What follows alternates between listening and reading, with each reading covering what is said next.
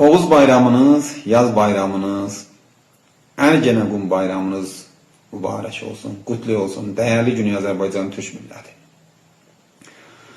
Bəlkə bir çoxlarına belə bir sual yaranır ki, neden ölkənin bu acınacaqlı durumunda, neden bu bahalıqda, işsizlikdə, qiymətlərin günü-gündən artmasında, neden müəllimlərin, fəhlələrin, pərəstərlərin aldığı pul gündəlik ehtiyaclarını ödəmədiyi bir zamanda, neden ev almaq bu məmləkətdə bir əfsanəyə dönüşdüyü zamanda Azərbaycan türkləri bir başqa məsələdən də danışırlar. Kürt məsələsindən. Bu məsələ nədir?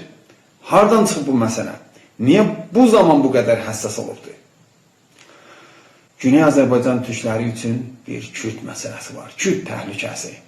Kürt xətəri. 1357-ci il inqilabından qabaq Urmiyədə Kürtlər cəmiyyətin %3-ünü, 4-ünü də təşkil etmirdi. Ancaq bugün dövlətin özünün verdiyi məlumata görə, amarlara görə cəmiyyətin %22-sini Kürtlər təşkil edir. Və həmin Kürtlər Urmiyəni, Qərbi Azərbaycanın bir çox şəhərlərini Kürdistan elan edirlər. Gələcəkdə qurmaq istədikləri Kürdistan dövlətinin bir hissəsini elan edirlər Azərbaycanın şəhərlərini. Bu bir boş təhlükədirmi? Yox. Ona görə ki, həm Kürtlər, həm türklər yaxşı bilirlər ki, İranın indiki vəziyyəti Şurəvinin son illərinə oxşuyur. O zaman da ermənilər Qarabağı artsaq deyərək Ermənistana qoşmaq istəyirlər. Şurəvi dağıldı. Ermənilər təkcə Qarabağ yox, Azərbaycanın %20 torpaqlarını işgal etdilər. Qətlam etdilər, cinayət etdilər, Azərbaycanın varını, yoxunu taladılar. 30 il Azərbaycanlılar öz torpaqlarından didərgin düşdülər. 30 minə yaxın insan canını itirdi. Ermənilərin cinayəti təkcə o illərdə həsr olunmurdu. 1918-ci ildə də ermənilər bu tay Azərbaycanda, Urmuda, Xoyda, Salmasda və o tay Azərbaycanda, Bakıda, Gəncədə, Şamaxıda 150 min insanı, silahsız insanın canını almışdılar.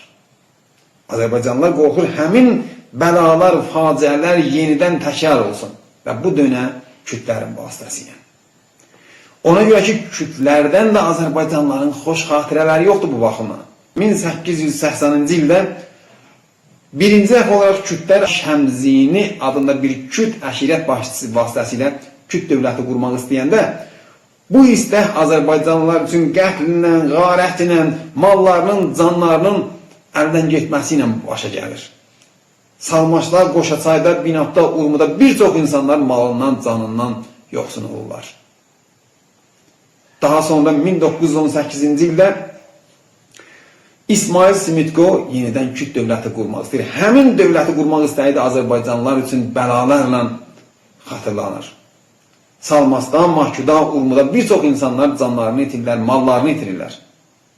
Sonralar da 1358-ci ildə Kürdistan Demokrat Hizbinin başçılığı ilə xudmuxtarlıq yaratmaq istəyən, xudmuxtar Kürt dövləti yaratmaq istəyən Kürtlər Solduzda savaşa səbəb oldu. Hakimiyyət də çox yaxşı bilir ki, bugünkü vəziyyət Şurəvinin son illərinə oxşuyur. Ona görə də hakimiyyət özünün yaratdığı bu məsələdən istifadə edir və çalışır türklərlə Kürtləri riqabətə salıb, onları həmkarlıqdan, hər hansı işbirlikdən uzaqlaşdırsın. Hakimiyyət çalışır burada nəinki Kürt-Türk həmkarlığını bir tabuya çevirsin, nəinki gələcəkdə yaranan hər hansı bir ictimai siyasi etirazın indidən qabağını alsın, bəlkə öz ədəbiyyatını, qoftumanı da Azərbaycanlılara sırasın. Öz şəxsiyyətlərini Azərbaycana qəhrəman kimi təqdim eləsin. İstər geçmiş şəxsiyyətlərini, istər indiki şəxsiyyətlərini. Və həmin qoftumanı, həmin ədəbiyyatı Azərbaycan milli hərəkətinin tamamına sırasın. Hakimiyyət istəyir Azərbaycanlıları Kürtlərdən qorxutmaqla istədiyi oyunda oynasın. Çaldığı hər hansı hava ilə Azərbaycanlıları oynasın. Bu ola bilərmi? Əlbəttə ki, yox.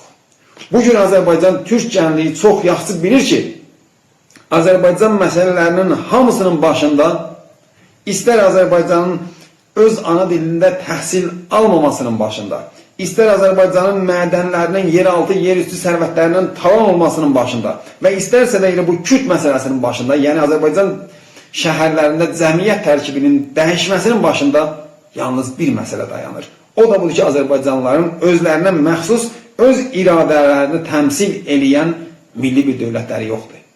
Ona görə Azərbaycanlıların əsas istəkləri Azərbaycan milli dövlətini qurmaqdır. Azərbaycanlılar hakimiyyətin hər hansı bir oyununa girməzdir. Əgər girərlərsə də oyunu pozmaq üçün girərlər və girdilər də bu oyunu da pozdular. Azərbaycan türk gəncliyi çox yaxşı bilir ki, bugünkü cəmiyyət tərkibinin dəyişməsi elə türk məsulları zamanları baş verdi. O zaman ki, ustandar da türk idi, fərmandar da türk idi, bəxşlar da türk idi, bütün şəhər şurası üzvləri də türk idi. Həmin zamanlar, bütün idarə məsulları türk idi. Həmin zamanlar Azərbaycan şəhərlərinin cəmiyyət tərkibi dəyişilibdir. Ona görə də Azərbaycan o dayaz oyunlara girməz. Əgər girərlərsə də sadəcə oyunları pozmaq üçün girərlər. Azərbaycanlıları filan məsul bizdən olsun, filan nümayəndə bizdən olsun deyə daha anlatmaq olmaz. Azərbaycanlıların təcrübəsi var. Çünki bilirlər, son günlərdə Rəis Cumhur türk, ustandar türk, fərmandar türk, şəhər şurasının 11-dən 9-u türk, ancaq Azərbaycanlılara bir şənlik icazəsi də, bir bayram üçün şənlik icazəsi də verilmir. Həmin zaman kütlərə verilir. Bəs bu belə məsul nəyə lazımdır? Biz nədən bu belə məsuldan ötürü gənək öz haqqımızı, öz seçim haqqımızı bunların xeyrinə xərcləyək? Azərbaycan gənc, türk gəncliyi bunların hamısını bilir. Ola bilər kütlər indiyəcən görmədiyi ustandarlıq, fərmandarlıq postlarında hər hansı bir kürdü görələr, bayılalar, təvəhhüma düşənlər. Ola bilər geçmişdəki ona buna maşa olduqlarını unudarlar. Suriyədə, Əraqda elə uzun illər boyu bu torpaqlarda ona buna əbzar olduqlarını və sonunda yaşadıkları fəlakətləri unudarlar və bu dövrdə hakimiyyətin oyununa gələrlər. Ancaq geci tezi onlar da biləcəklər ki, əgər hər hansı bir həqqlərinə çatmaq istəyirlərsə, əgər bir insan kimi yaşamaq istəyirlərsə, Azərbaycanlıları arxadan vurmaq yox, Azərbaycanlıların qarşısında durmaq yox, Azərbaycanlıların yanında durmalıdırlar.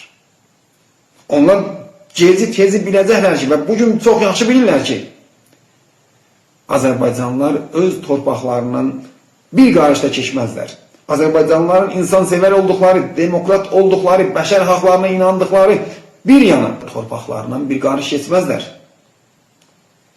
İnsan haqlarına inanmaq, sekularizmə inanmaq, demokrasiya inanmaq torpaqlardan vaz keçmək anlamında deyil Azərbaycanlılar üçün. Azərbaycanlılar son damla qanlarına qədər mübarizə edirlər və bunu tarix boyu sabit edirlər. Necə ki, Quzey Azərbaycanda da sabit etdilər. Əlbəttə, bu arada Fars pozisyonunda yaxşı bir məsələni bilməlidir. O da budur ki, Azərbaycanlılara və türklərə olan nifrətlərindən vaz keçməyiblərsə, ona buna əbzar kimi baxıb Azərbaycanlıların qabağına atmaq istəyirlərsə, əgər hər hansı yaranan bir hadisəni Azərbaycanlıların ziyanına və başqalarının xeyrinə təfsir edirlərsə, əgər demokrasini sadəcə öz istəklərində görürlərsə, demokrasiya, azadlığa çata bilməyəcəklər. Bizim üçün bu sadəcə bir iddia deyil. Azərbaycanlılar bunu sabit ediblər. Quzey Azərbaycanda bu günləri tanışlar, ləzgilər, gürcülər, ruslar, yəhudilər öz dillərində yazıb oxuyurlar. Bütün dini əqəlliyyətlər azaddılar. Azərbaycanın bu mədəniyyətindədir. Tarixi hafizə və Urmiya şəhri özü də göstərir ki, nə qədər hər hansı bir əqəlliyyətdən olursan ol, bu şəhərin ona qucağı açıqdır. Ancaq bu demək deyir ki, Urmiyəlilər və Azərbaycanlılar torpaqlarından keçəcəklər. Mən demirəm üstün nicatlanan mən, demirəm illərdən başdır. Mənim məsləkimdə, mənim yolumda millətlər hamısı dostdur, qardaşdır.